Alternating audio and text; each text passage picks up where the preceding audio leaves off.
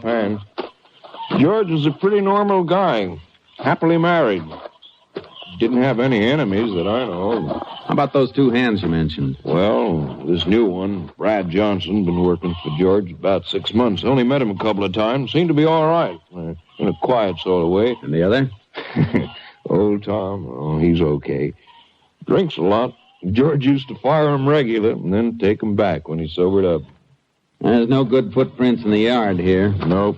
Ground's packed pretty hard. Oh, Sheriff, a car coming up the house. Is that the coroner? That? Oh, no, that looks like... Well, sure, that's George Hawk's car. That's Millie driving it. Mrs. Hawk's. Come on. We'll have to tell her, Sheriff. This is the only part of the job I really hate. Yeah, I know, Jace. Sheriff, what are you doing out this way? And... Morning, Mrs. Hawks. This is Ranger Pearson. Howdy, ma'am. Ranger? What's happened? What's the matter? I'm sorry to have to tell you, Millie, but George... Something happened to George? Yes. He's dead. Oh, no. No. Come on, Mrs. Hawks. We'll take you to the house.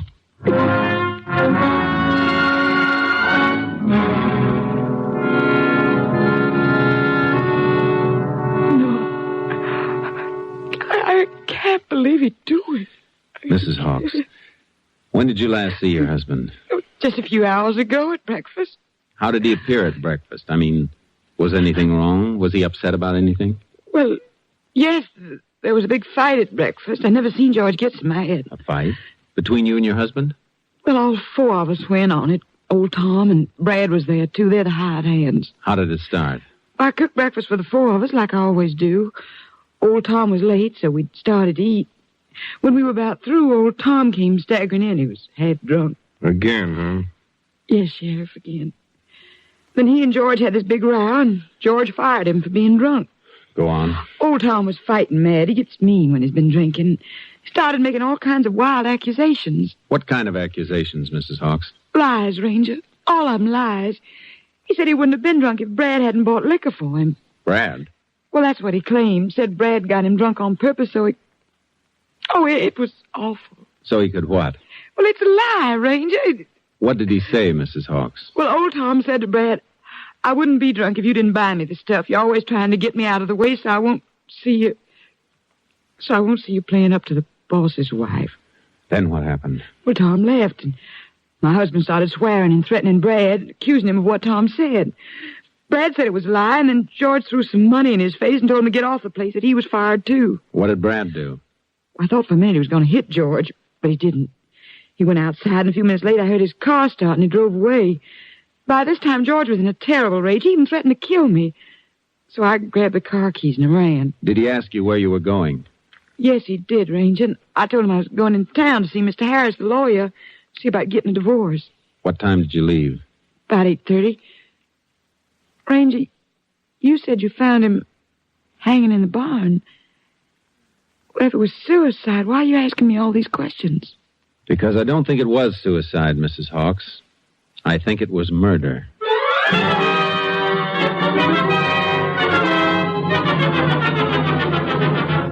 After the coroner and the doctor arrived, the sheriff borrowed a horse from the corral. I got charcoal out of the trailer, and we headed for Tom's shack up in the hills.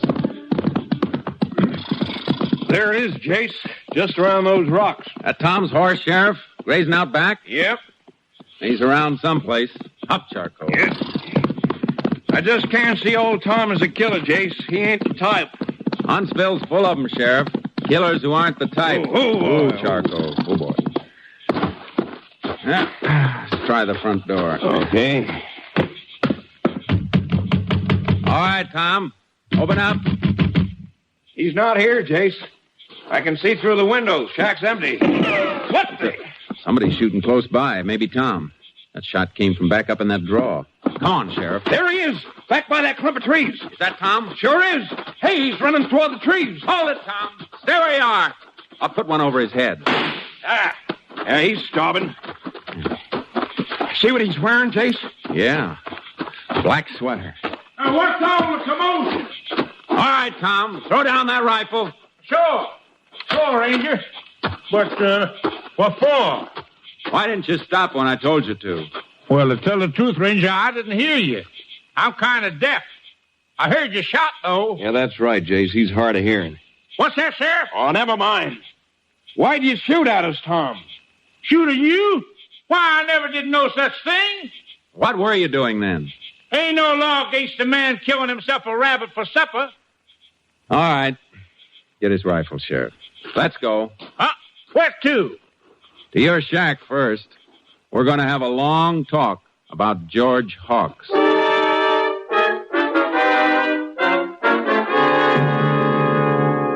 I tell you, Ranger, I didn't know George was dead until you told me a minute ago.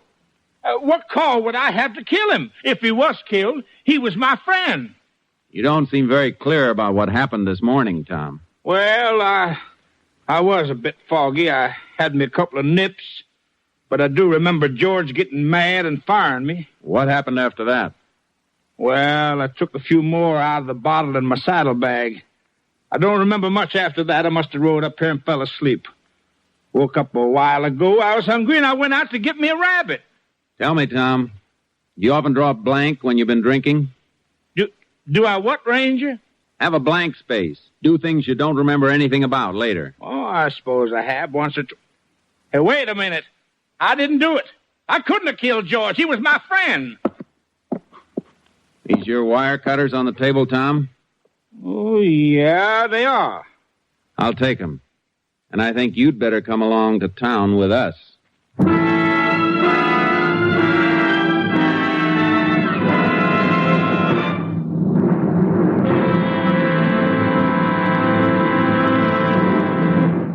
You are listening to Tales of the Texas Rangers, starring Joel McRae as Ranger Jace Pearson at our new Sunday time. We hope that our many friends who have listened to us at the earlier hour will continue to be with us each Sunday. And for those of you who are hearing our program for the first time, we extend a warm and cordial welcome and invite you to be with us each Sunday from now on. And now we continue with tonight's case, Hanging by a Thread, an authentic story from the files of the Texas Rangers.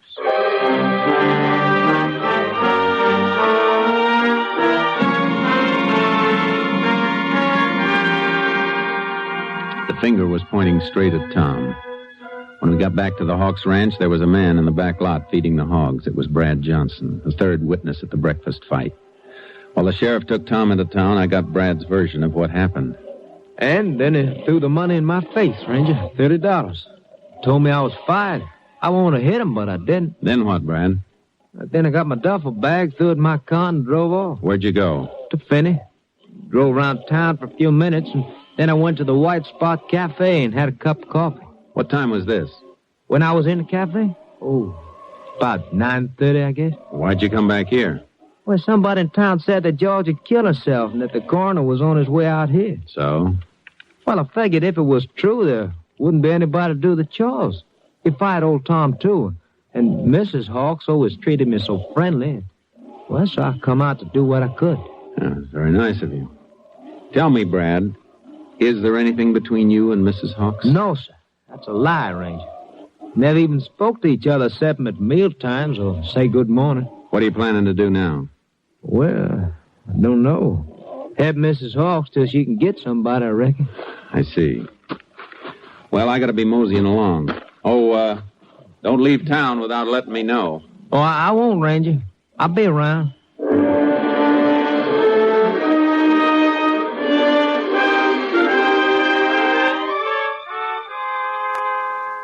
I got the evidence off to Austin and then went to the White Spot Cafe. Brad had been seen there at 9:30, and Mrs. Hawks had been with her lawyer half an hour before. I radioed headquarters that I was staying over in Finney, and about 9 that night, I got a phone call. Hello? Jace, Captain Stinson. I've got the report on that stuff you sent in today. You got a pencil? Sure have, Captain. Shoot. On that black wool sweater, the thread you sent in the envelope matched all right. It's definitely off the sweater. How about the wire cutters? I'm afraid I got a disappointment for you there, Jace. They couldn't get a match. I'm afraid the murder wire wasn't cut with the tool you sent. Are you sure, Captain? The boys in the lab are. They made sample cuts with every millimeter of those blades and couldn't match up a single one with a murder wire. Oh. What kind of a fix does that put you in, Jace? Oh, I'm not sure. Well, thanks, Captain. I'll keep in touch with you. All right, Jace. Good luck.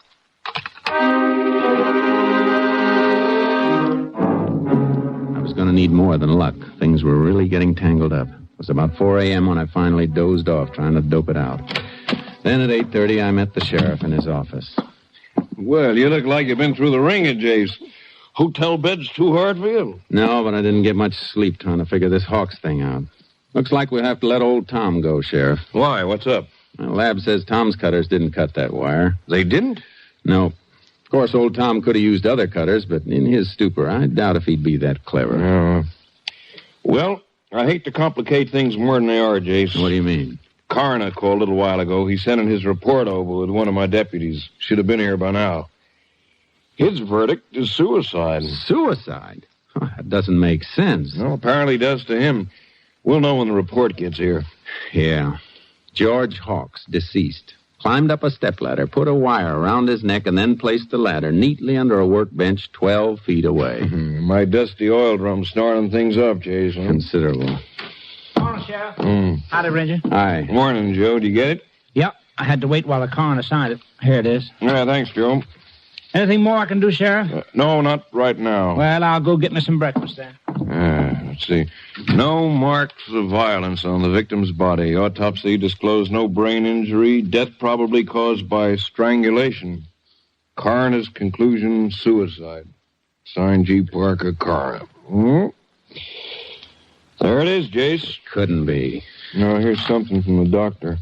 I examined the body at 11:30 a.m. It is my opinion the death occurred approximately 3 hours previously.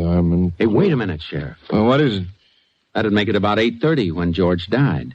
What time did you say he called you? At 9:15. Great suffering. Sheriff, are you sure it was George who called? Well, now that you mention it, I'm not sure. Said he was George. Could it have been somebody else? Yeah, I suppose so. It's beginning to piece together, Sheriff. Whoever it was could have killed George, then called you and tried to sound like him. To establish an alibi. Exactly. And then pop up someplace else a few minutes later. Like the White Spot Cafe. I'll call you later. Where are you going, Chase? Back to the Hawks Ranch.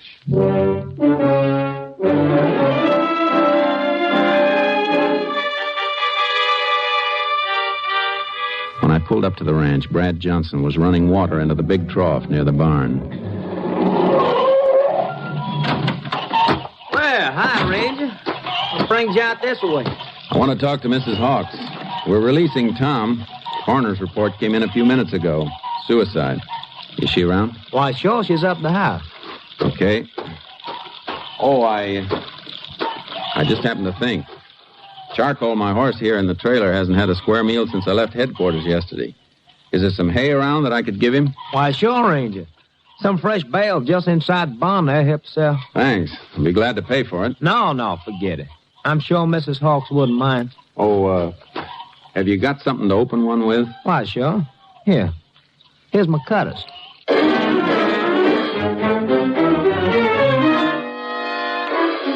I took the cutters into the barn and made some cuts on a wire sample. After I gave the cutters back to Brad and fed charcoal, I spoke briefly with Mrs. Hawks, and then I tore out for the lab in Austin. By 1 o'clock, I got the results. Here it is, Jace. Take a look. The wires match, Johnny? See for yourself. That dual microscope never lied to me yet. The left one's the murder wire. The one on the right is one of the samples you brought in. That's it. Well, look at those striations. It's a perfect match. Thanks, Johnny. Take care of this stuff. Got to get back to Finney pronto. Oh, will you do me a favor? Sure, Jace. Call the sheriff at Finney. Tell him I'm on my way and I got something hot. I'll be there in 2 hours.